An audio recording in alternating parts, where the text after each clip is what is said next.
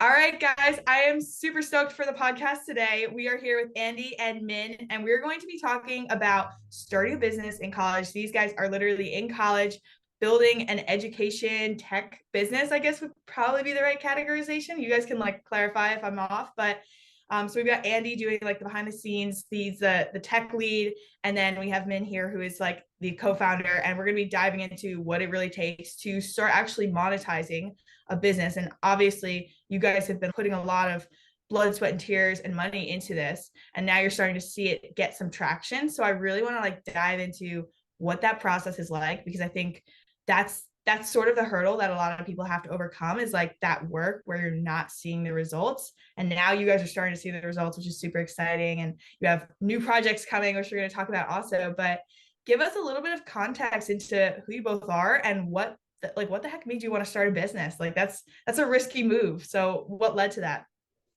Yeah, so I guess I'll start off. First things first, thanks for having us today, Patrice. And a little introduction about myself. My name's Min. I'm the founder of Stigme Learning. And Stigme Learning is an online educational platform that helps students become independent learners, able to tackle any challenges with confidence. And how I got started, it takes me back to summer of 2022.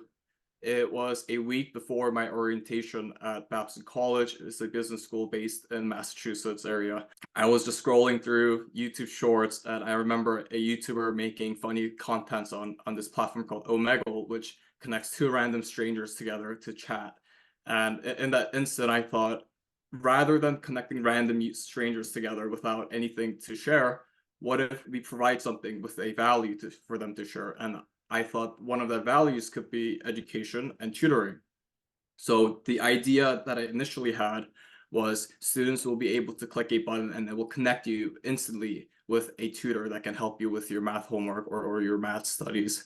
And that has turned into and iterated into our first product, which was on-demand math solution model. And with this, you could take a picture as a student, upload it to our platform, and one of the tutors will get back to you with a video solution within minutes. And that was the Wow. first idea that got me started in this venture. And I want to say it was about a year and a half until we had to pivot into a completely different model. But first, with this on-demand solution, I was able to create my first MVP using a Discord server, and I acquired around 1,000 students to test pilot the service for about a semester and heading into my college year. And amazing response. We got so much traction, so that led me to build out the first application, web app, and test it. But that was when we had our first roadblock where I set up a paywall, and once the kids hit the paywall, none of them converted into paid users. So that was the first pivot I had to make, which was changing the target demographic from students to parents. So the thing about education services is that there are two different sides of the story. We have the users that are the students, but the actual customers, the ones that are paying for the service, are the parents that are the customers. So I had to change that direction. And once I started targeting the parents, then I also realized that they didn't care too much about the feature of on-demand math tutoring. What they actually cared about was a deeper root cause of the problem they were having, which is their child was struggling in their class and they want their grades to go up. They want them to feel more confident. And that led us to make our most recent pivot towards parents and creating a model that's not just on demand, but something that helps students improve their grades and build confidence. So currently today, we have a learning program which offers students with their individualized learning program, completely customized roadmap. And they come into each session learning materials that we provide for them. And the biggest asset for us is our database. So we have thousands of questions and videos in our database that we can use using AI and machine learning to create a auto quiz generator to cater to each student's needs. And currently, Andy, my technical co-founder, he's in the process of developing this, and we have about 10 customers right now, about to onboard 20 to 30 more in the next coming months. And we're in the transition phase to bring all of our new users to the new platform that we're going to launch. So that's where we're at. And I guess Andy, you could also introduce yourself. Yeah. So that was a great explanation. I'm Andy, master student in university, and I basically met Min like a year and a half into Stigme before he did his pivot. Originally, I was looking to do some freelance work, and I did it. And afterwards, I was kind of interested in what he was doing. So, I just kept showing interest, and that's how I kind of got the role. But it's been a hell of a ride. It's been really good. So much development. Personally, I think entrepreneurship is the way. No, I'm not gonna say it's the way to go, but for me, it's been very fulfilling. Um, and I'm just excited to go further and see where it takes me. That's awesome. I'm curious, like both of you, did you see yourselves becoming entrepreneurs up until this point, or was it just a great idea that led to this? Was it something you always wanted to do? For me, I've always been into entrepreneurship. This wasn't the first venture I've actually started. In the past, I was really into drop shipping when Shopify was in the boom stage, and my first business that I created was a online drop shipping store. So I Wow. literally made a website on the fly, and I Googled what is the most popular niche for drop shipping. First thing that came up was women's general niche beauty store. So that's what I built. I was selling makeup products. I was selling sportswear. I knew nothing about it, but that's what got me into it. And I remember my very first sale actually came from one of my friends in high school. And, and she bought a sports bra from my website, which I didn't own at the time, but I had to order from the suppliers in AliExpress in China. And this whole process of selling on the internet was super fun and exciting for me. And I think ever since then, I was learning a lot about starting my own business, how entrepreneurship works, and that's what led me to come to Babson. And the idea struck to start Stickby Learning a week before the school What made orientation. you stop the drop shipping? Was it just like so competitive or not interesting to you? I mean, I sucked when I first started. So Yeah. with that initial drop shipping store, that was the only sale I got. Mhm. And I couldn't find a way to find more people. Like the website was horrible. I didn't know anything about marketing. So it was a process for me. So that was my first store. And then the second store I ran was Zoom University gift shop. So during COVID, everyone was using Zoom for their classes. So I started a merchandise business online to sell like Zoom University hoodies, t-shirts, mugs, phone cases. And I actually sold a couple $1,000s of those products while COVID was still around. And after that is what got me to start Stickby Learning. So that entire process took, I want to say, 3 4 years of learning and trying new things, failing many times. No, that's super cool. What about you, Andy? Did you always want to be an To com entrepreneur? to complete opposite. My Yeah. my family always told me go to university, get a job, and that's what I kind of focused on until last year. I mean, I started thinking to myself, what's gonna give me kind of like a fulfilling life? Is it gonna be working for somebody else where I don't really have control over what the organization is doing, So I had like a little glimpse of it, but I kind of just, said, why not? When I started talking to Min, and then I just went all in, to be honest, because it's like the opportunity was there. Like I always wanted to do it, but I was always so scared. So it's a very lucky moment. Um, but yeah, very different from Min's. Yeah, no, I always find it interesting to ask that question because it's true. Like some people are really like born entrepreneurs, and it's something that they're always like finding problems to solve and like needs to fill. And then some people just kind of like stumble across it and absolutely fall in love with it. And that was more me. Like I was more like I I was planning on going to law school, planning on becoming a lawyer, and I thought maybe one day I'd open my own firm. But that was like as much as I ever looked into it.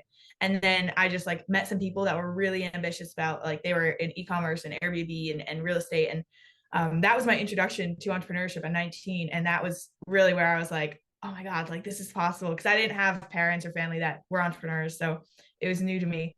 But one thing I've noticed in like the interviews I've done, the people I've talked to, and like a lot of like just networking with entrepreneurs, the really successful ones, it seems to be pretty consistent that it takes them about 10 years, not in one industry, but just 10 years generally of trying to be successful before they either figure out what the industry is or hit that like mark. And some people do it faster because it's probably more to do with how many hours you're putting in.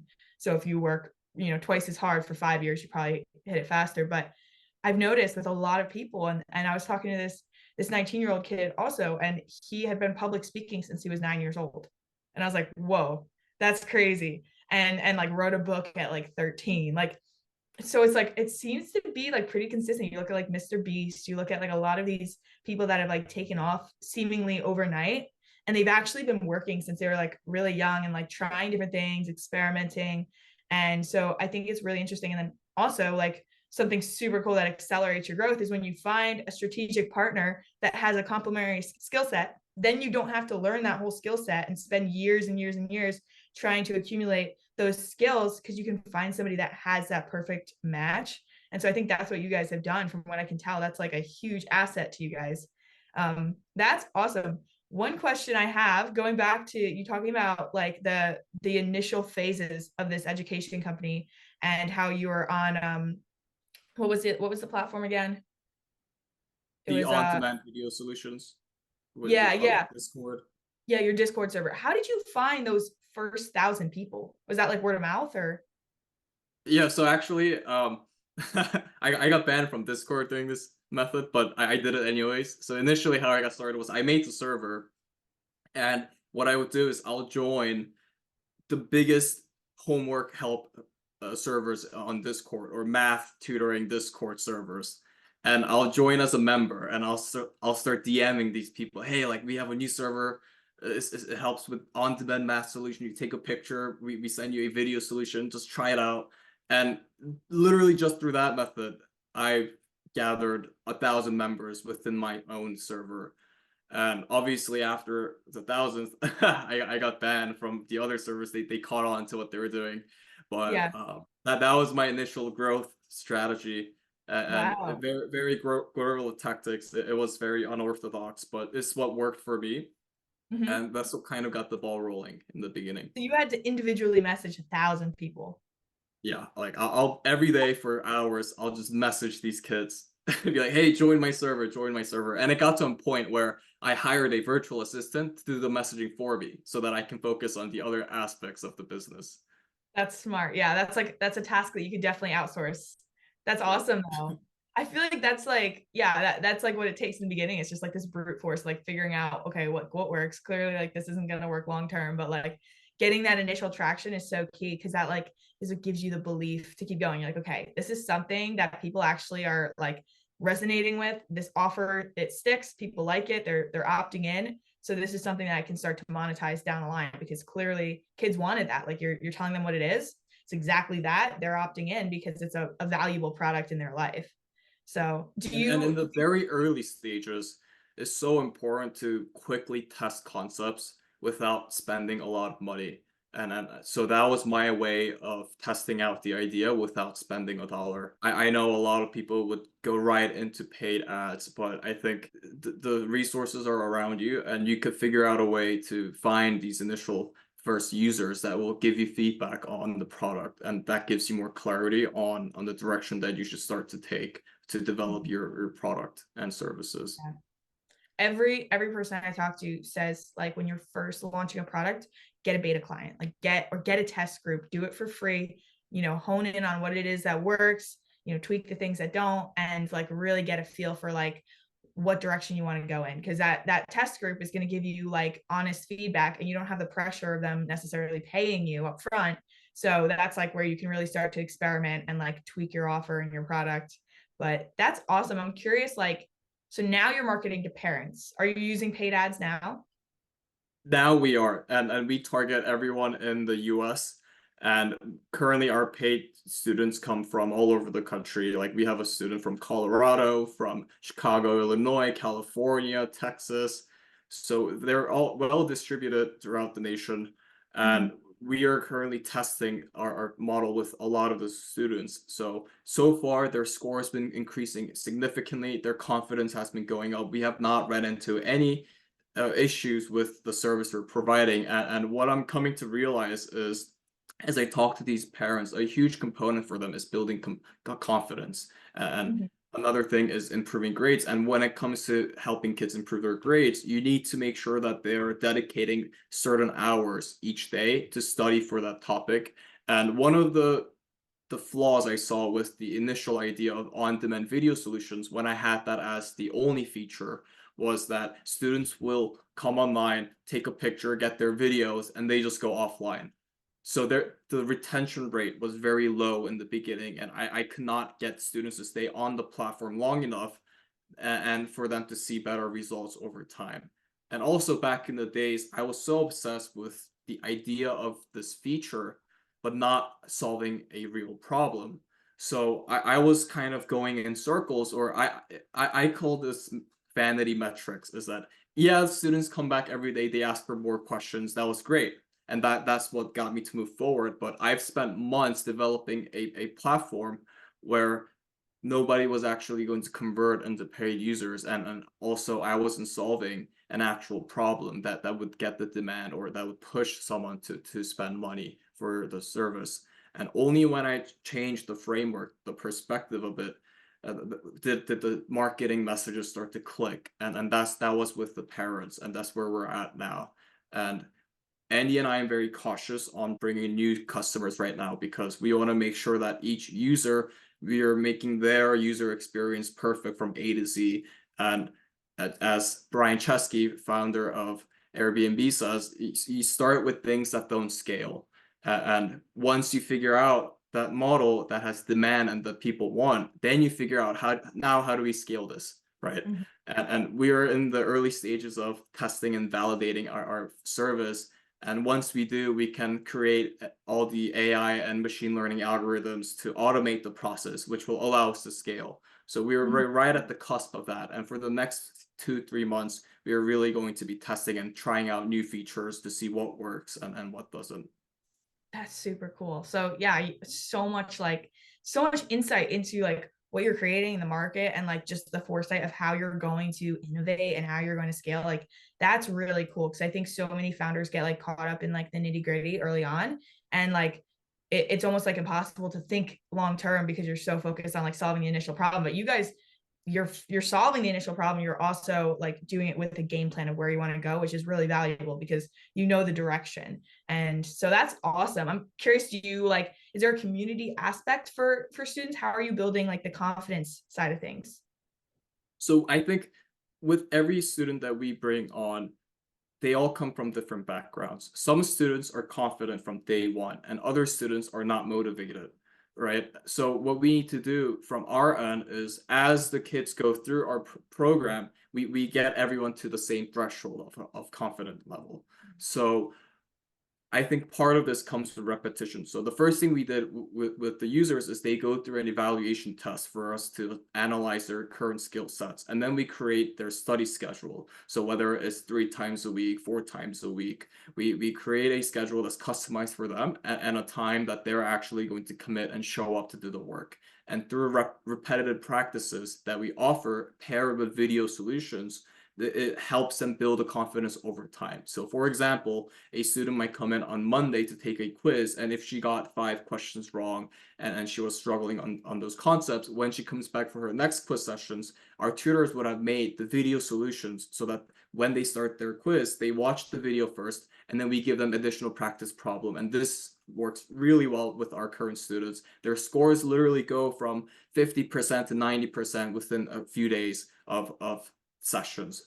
So that's where we're at right now. And the next feature that we really want to start testing is, in addition to video solutions, we want to add lecture videos. So you start with the lecture video to learn the concepts, and then you attempt the quizzes. And then everything you struggle on, we make video solutions. And the biggest potential for us with this is, as we build more video solutions, it's just gonna get added into our database. Like currently we have over 1,000 questions and videos.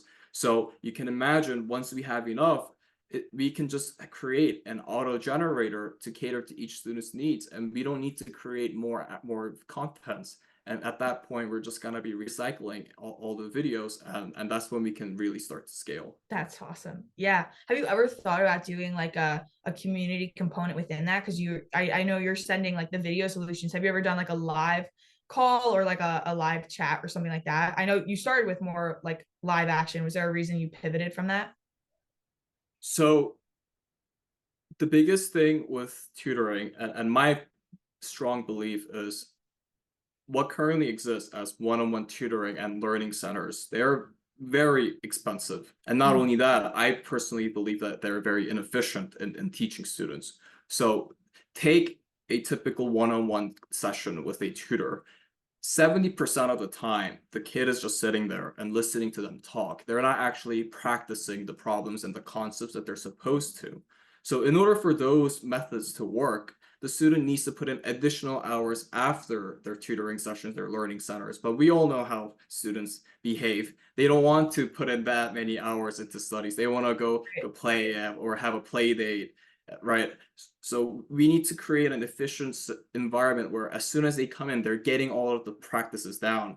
And we need to show them that they're getting better on the spot, that which will build confidence. And with our model, what we're trying to build is something that's affordable, but at the same time can achieve the same result as one-on-one tutoring or the learning centers, if not better. And then we believe we can do better. So a lot of the parents that I talk to, they can't afford to do one-on-one tutoring sessions 3 times a week because that will go well above hundreds, if not thousands of dollars per month. But our service, we're currently charging as a monthly subscription of only $99 per month. And we give you unlimited access to our learning program. From A to Z, you come in, you learn the concepts that we teach you, and you watch your scores and confidence go up. So we don't actually plan on adding in one-on-one tutoring unless we feel the need to.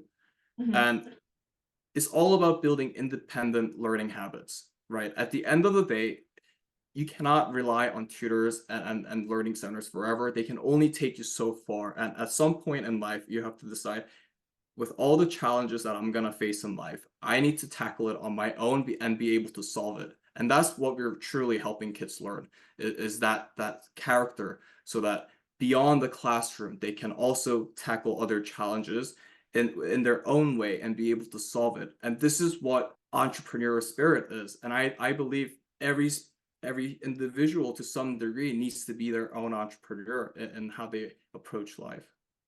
I agree with that. Yeah, I think that like if you can like even if you want to work a job, like if you can like create that sense of like independence and like self-direction, you'll be so much more successful, and that automatically comes with entrepreneurship. But if you can even take that principle and apply it to a job, like it'll exponentially increase your success. But yeah, I think also there's so much more room for like more young entrepreneurs and like more people in general to take that route and start to pave their own path. But that's super cool. It's super interesting insight because it sounds like you just absolutely know, which makes sense. You know your target market super well because you've been working now for what is it, 2 years or is it longer? We're heading into almost our second year now. Yeah. So you have had time to really get to know like your target market. And that's the best angle to take, like make it more efficient, make it more streamlined. And that's just going to make your offer more appealing because sometimes speed is like the selling point alone. So that's awesome. I'm curious, like diving more into the sales side, are you doing like sales? Are you doing phone calls with like parents? What's that look like? Yeah. So I would say 15 sales calls a day, getting on the calls with parents, doing the evaluation test. So the current ad that we're running is through Meta ads, and basically it's a messaging campaign. So if a parent watches a video creative that I made and they resonate with it, they want help with the tutoring, they'll send a message to our business account. And then what we do from there is we schedule a consultation call and set up their child with an evaluation test. And we also have a director of education on our team, Isaac. And what he helps with is when we analyze the evaluation report, he gets on the follow-up call and gives them their overview on what the child's learning plan is going to be. And from there, we close the sale, the mom signs up, and they're enrolled into the program.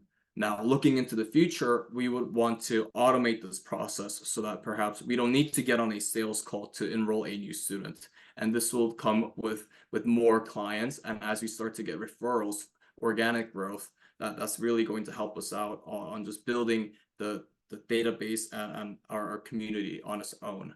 So in the beginning, it's very scrappy, but this is how we're getting it done for now. And later we can streamline the entire funnel process.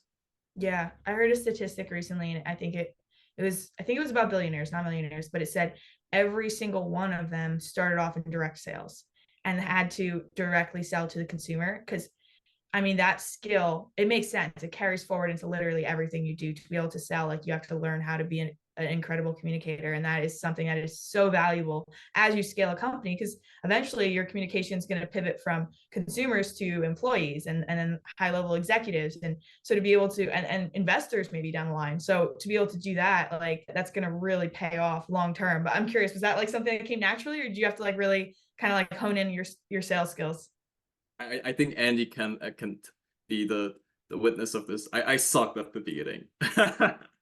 Like I remember with Isaac and Andy, like I had them over, we're in the basement. I'm doing a sales call with the mob, and after they're like, "Yo, like you're a bit too aggressive, man. Like gotta chill back a little bit, you know?" Because I'm very passionate about this whole Right. process. So like I'm just telling the mob like you have to do it. This is the only way. But over time, I've learned to hone in on my sales skills, see which phrases really click with the parents. And that was the learning process too. And it actually helped refine our business model and what our mission statement is.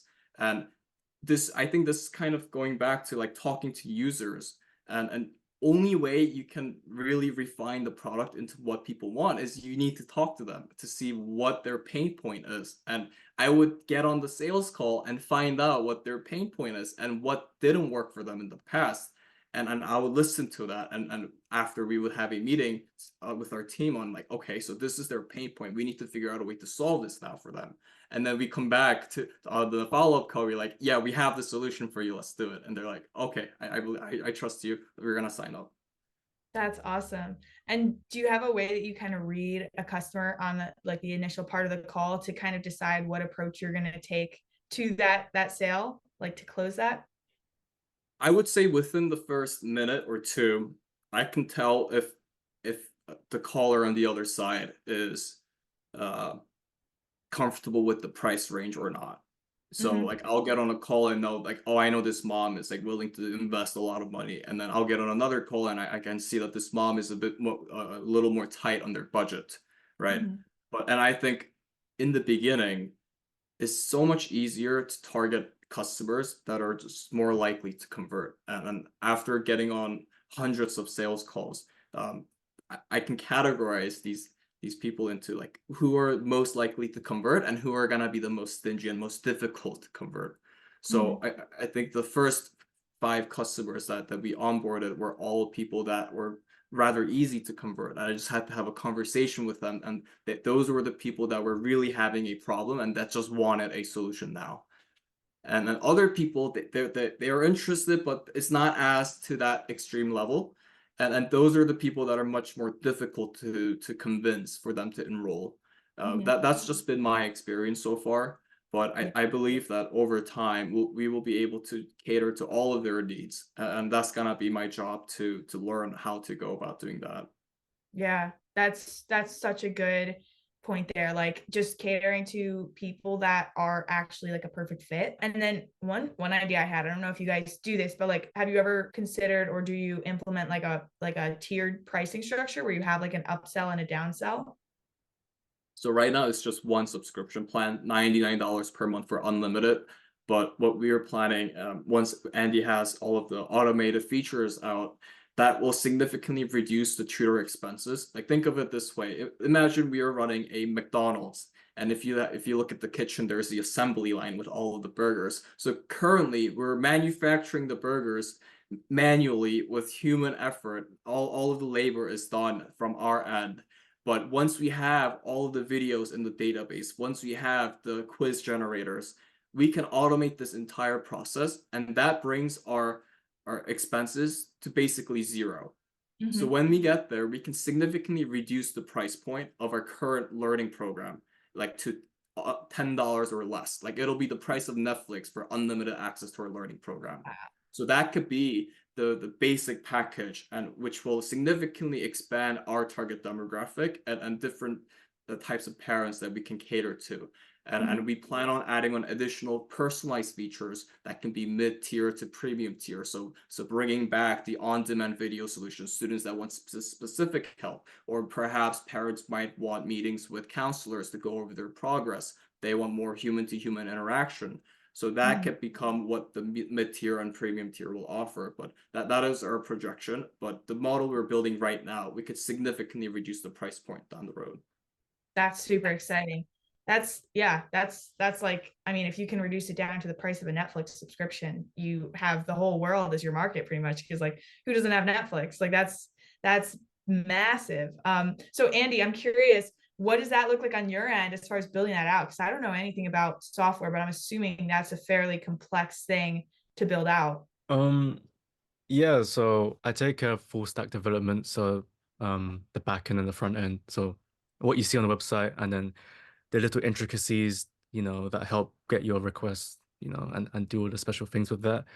It's fairly uh kind of complex. I talk a lot with Isaac, education specialist, and I in with it, but it's everything's doable, everything's possible. It just takes a bit of brainstorming and just putting your head down and getting to work, really. Mhm. So Yeah, well, that's yeah, I gonna be mean, super cool to like once it's done to be able to be like, yeah, I built that. Like that's yeah. gonna be such a flex. That's awesome. So, okay, kind of like wrapping up here, what is the vision for, let's say, 5 years down the line? Where do you see like the company? Where do you guys see yourselves personally? Like, what's that vision? So for us, our mission statement is to help students become independent learners and to be able to tackle any challenges with confidence. So this is not just limited to math subject, which we're currently focusing on. We plan to expand into other subjects and cater towards K through 12. And we also want to implement college advising. So with all of the students that enroll in our program, as they get older, we want to start introducing preparation materials for them to get ready early. And these are the problems that we're going to solve that's from a more holistic view as a whole, because parents at the end of the day, they pay for tutoring, they pay for learning centers because they want the best for their child. And this process goes from when they're in kindergarten all the way until they get their job. So we really want to be that service, that platform where is going to be the one and all-in-one solution for their academic needs. And by lowering the price point and really expanding our target demographic and low barrier to entry, I believe that we can achieve this mission. And we are really looking to build the lifetime value of our customers. And essentially, once they're in, we don't want them to leave. We want them to stay with us until their entirety of the academic careers and heading into university and then getting their next job. So we can also implement college advising and mentorship programs for internships in the future. So think of it as you come in when you're in first grade and you stay with us until you get your first job. And I think that will be a mission worth pursuing. And if we can achieve that, it's going to have a huge positive impact in the society and for our future generations and how we can help them navigate through challenges in their early days of life. Yeah, absolutely. And like you're on the cutting edge, like like education since COVID, especially, but like it's been a trend for a long time now. Everything's moving online. Everyone is moving away from like traditional education. There's a lot more people either homeschooling or online schooling, or maybe they're traveling and they're doing a combination of both. But like to have that kind of a subscription where any kind of student, anyone that wants to improve their skills in general, can get a subscription and be able to have that access to solutions to their individual problems is going to be like, that's going to change lives. So that's super exciting. And exactly what you said before, like your market is so big now, like once you bring that price tier down. But even with it high, like there's people outside of like the younger age groups that maybe they're getting their first job and it's like they didn't do so good in algebra or whatever in high school, and they're like, I need to freshen up on this before I go into this accounting position. Let me like go and get like a couple months and like just like freshen up on those skills. Like there's so many different people that product could serve. So like I think as you get more traction and as your name becomes well known, you're going to be like leading the industry in that space, because that's like you have a crystal clear vision on it and you're solving a real problem. So I'm so excited to see like how it develops and how it goes and like hear the updates, because it's, you guys are definitely going places. Thank you so much. Yeah, of course. Thank you both for coming on the podcast. Any final words? Oh, I just want to say thank you so much for having us on here. I'm rooting for your community as well. I think it's amazing what you're doing to help fellow entrepreneurs that wants to get in the industry. And I just hope that anyone who watches the podcast can get more motivation on getting started. And it has not been an easy journey for us, but we have our mission that we're pursuing for. And I guess if there's one thing I want to tell everyone who wants to get into entrepreneurship is find a problem that you're passionate about and something that you really want to solve. And I think that will be your motivator on going through the hard times, because this is really not an easy path, and you need to have external motivations coming into you for you to push through these difficult moments. But if you have that passion to solve a problem that you're desiring to help others, I think you'll get through. Yeah, that's phenomenal. Andy, do you have Yeah. anything you wanted to say? Yeah, I mean, I was just gonna say, know your why. So why you're doing everything, and be really honest with yourself. You know, there's no ego to be had in this kind of field where, you know, that you're always learning something, and you know, there's gonna be times where you run into issues, but you have to change your mindset to seeing those as learning curves, and it's kind of challenges give you the tools to use to take on bigger challenges, right? You know, I think being young, you have a small amount of responsibility. When you're young, when you're older, you have a lot more. So it's better to just, you know, get all the equipment you can, get ready for the future, and just go forward, put your head down and get started. Yeah. Yeah. Yeah, and you build such like a gritty person in the process, because like I heard this quote, I talked about on the last podcast too, but it was like, if you wanted to create a strong person, you don't give them an easy life. Like, you got to go through that like really tough experience to become that person that can then handle the success. So I think that's what you guys are like, coming out the other side of that, and I'm really excited to see that success and to see where you guys take this. But yeah, thank you so much for taking the time. I really appreciate it. I know I learned a ton, so I'm sure the audience did as well. And I'm really excited just to like stay in the loop with your journey and see you guys down the line. It's going to be great. Thank you Thank you, so much. Patrice.